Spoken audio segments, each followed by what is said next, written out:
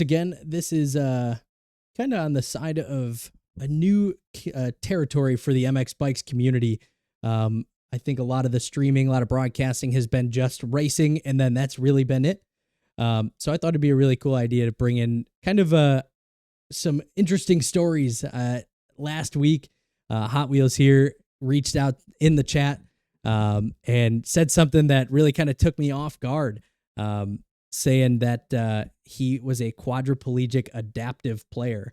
And to me, that's incredibly inspiring, especially coming from the motocross community, and having the drive and the ability to still do what you're loving to do. So I wanted to kind of bring you on in, kind of give you the ability to share the story, share kind of your experiences with it. And then obviously kind of see if we have anybody else. I'll also bring in Chase as well, just so he's in here. He can kind of listen in. What's going on, What Chase? up? What up, buddy? What But up? but yeah, man. I mean, so obviously quadriplegic. I mean, probably describe that to what a lot of people don't know, and then we'll kind of continue on through there. Yeah, so quadriplegic, a lot of people they get kind of mixed up on the definition. A lot of people think quadriplegic is neck down, can't move anything, when it actually means paralysis that affects all four limbs. So my arms are affected, and luckily I can still play the game. But um, so just to go over the function, I'll get into my story here in a second. But to get over my function and what I have over on that topic. I can't move anything from about my 509 emblem on my jacket. From there down, I can feel it. And then my arms, I can only feel about maybe 60% of my arms. Uh, I cannot move my fingers at all, um, which I'm kind of excited to show my setup so everybody can see it. Uh, but yeah, I can't move my fingers. I can't feel my pinkies. Um, but yeah, it's kind of crazy just knowing like how much the body can actually go through and still be able to do things. But um, so my story, to kind of dive down into that, about 2.5 years ago, I was in a dirt bike accident. I race competitively. I'm from out in Idaho. I live in Utah currently. I grew up right around the same area as Chance Hymas, where he raced and everything.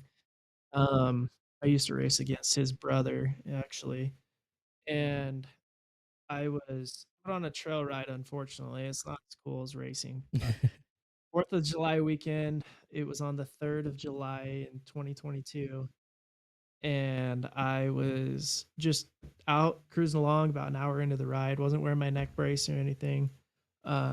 Ended up crashing by getting cross-rutted on a four-wheeler trail, tossed me off the track or off the trail, and I hit into a boulder and it threw me and the bike into a somersault. And I was going probably about 20 miles an hour, second gear on a 450, but not wide open or anything. Um, Hit the rock, it threw me and the bike into a somersault, and then there was another boulder spaced out. Just, I don't want to say perfectly, but it was perfect for the injury. And the top of my helmet, right where the button of your hats are, that went straight directly down into the next rock, and it shattered my C6 vertebrae into 3 pieces and paralyzed me. When I hit, had no pain, didn't feel anything, didn't know what was going on. I just thought, it was like a stinger in football or something. You can't move for a little bit, and I kind of started freaking out a little bit. I was prior law enforcement, so I was able to kind of keep my cool. And when I kind of realized there was a little more going on is when I went to go grab my goggle strap to pull my goggles off. It was about 100 degrees that day. As soon as I reached up, my arm collapsed because my tricep was affected and it was paralyzed at the time. And so that's when I was kind of like, oh shit, there's something really, really bad going on. So I kind of collected my thoughts. My buddies finally started showing up about a minute and a half to 2 minutes later. Found me laying there, came up, they're like, what's wrong? And I was like, I think I'm paralyzed. I can't move. I just need to make sure I'm comfortable and call 911. And so called 911. I was life flighted out off the mountain. Luckily, I was about 50 yards from an opening, just big enough for the helicopter to land. They flew me to the hospital, got there, did CT scan, MRIs, found out I was paralyzed from the chest down. I had a C5 paralysis, which if you're not familiar with where those bones are, if you feel on the back of your neck, the bump that you have at the bottom of your neck, that is your C7 vertebrae. So I broke the one right above that and shattered it into pieces. Um, so ended up having emergency surgery the next morning on the 4th of July at about 8 o'clock in the morning, and ended up having surgery. Was in the hospital for about 2 weeks there in ICU. And then as soon as I was stable enough and there was a room available, I was flown down to Salt Lake City, Utah, to the University of Utah. And that's where they have a state of the art rehab facility. And I was there at Nelson Rehab for about 75 to 90 days, or 75, 80, somewhere in there. But as soon as I got there, I actually broke into a fever and we couldn't figure out why, and ended up doing another CT scan to check on the hardware in my neck, and it ended up failing, and so they had to go back in and redo the surgery. They went in, and what they originally did was put a basket on the front of my vertebrae with the C5 and C6 just to kind of hold everything together, and that was not working anymore, so they had to go fix that. And then they went through the back of my neck and ended up putting rods from my C4 to my T1. So I now have 5 vertebrae fused with rods in my neck. So that's basically, I went to rehab for, oh shoot. I mean, I was in inpatient rehab there at Nielsen Rehab until October. So it was July to October of all hospital setting. And then after that, I was outpatient therapy for about, oh, what was it? About a year and a half. I was in outpatient therapy. Learned how to get more independent, learned how to do things where I can't use my fingers. Basic is like eating. I had to teach myself how to eat again. Getting in and out of bed, getting dressed, undressing. Just, I mean, I was like an infant again. I couldn't even sit up on my own. I had to learn how to use my arms to prop myself, how to balance without any core muscles. So that's kind of where I'm at now. I finally ended up moving into my own place about 4 months ago. So I'm now living on my own. I've got a caretaker that just helps with a few things here and there. And that's basically the injury story of where I'm at now. So I mean, that's absolutely insane. I mean, I know from being in the motocross community, I've seen a lot of injuries. I've had a lot of injuries myself. Luckily, I've never had to that extent. I have broken my back before, but not anywhere close to what you've had. But man, it's an absolutely incredible to hear that you've made this bounce back.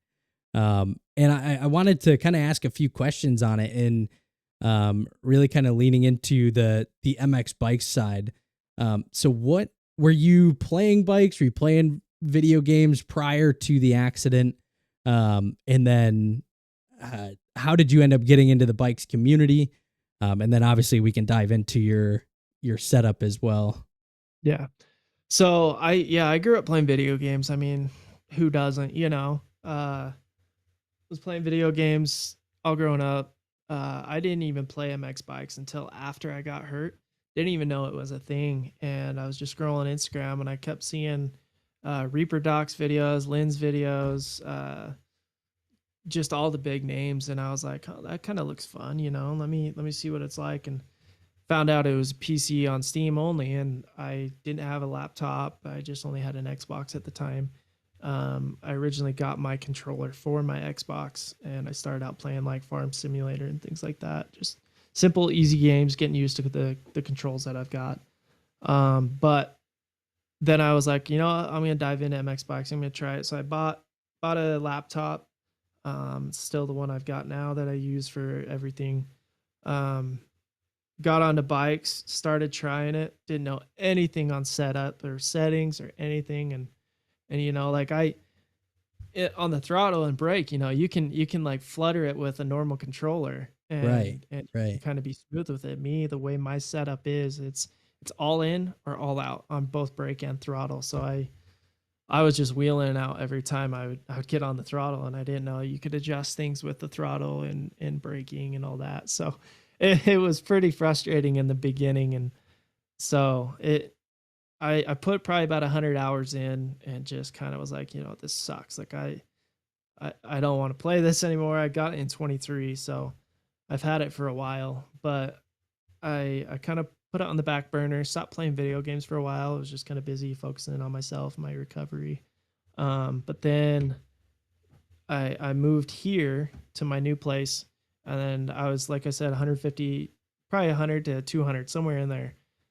And I was just like, I'm gonna start trying this a little more and get my setup a little more dialed. And I'm sitting at about 800 hours now, just in 3 months. So I've been grinding like crazy, putting in the time. Um, and then I just kind of was scrolling through TikTok a few times, and ran across Chrome Star. I was watching Shmooey's server, or his stream, and I was just like, oh, cool. Like, I didn't know there's teams. I didn't know you could do things like that. So I followed him. I don't even remember exactly how it all worked out, but I just kind of started hanging out with the Chrome Star boys. And I just asked him one day, I was like, hey, like, what does it take to get on your AMS team?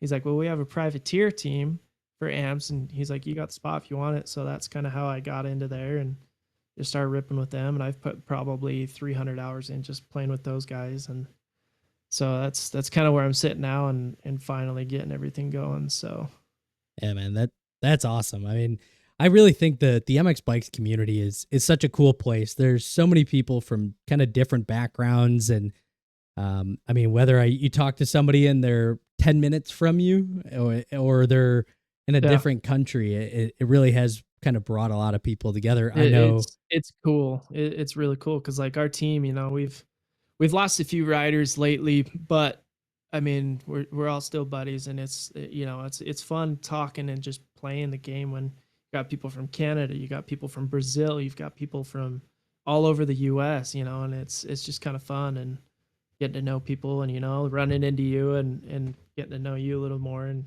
having this opportunity. Like, it's been really, really cool for me because, I'd like to say I'm unique in the MX bikes world because I only know of one other guy who plays, who's a quadriplegic, and he uses a regular controller, and I would confidently say I'm the only player on this game that has a setup like mine.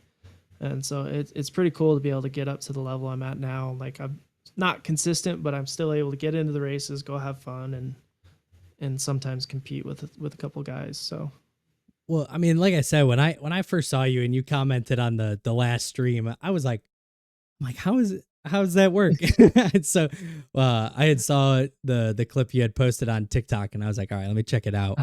uh, And I see the guys Shmooey already kind of plugged you in there on your TikTok. Um, yep, but it is so cool, and I know you could see part of your setup there. Um, if you want to show everybody kind of how yeah, you're actually able to play bikes versus what obviously a normal controller player is going to look like.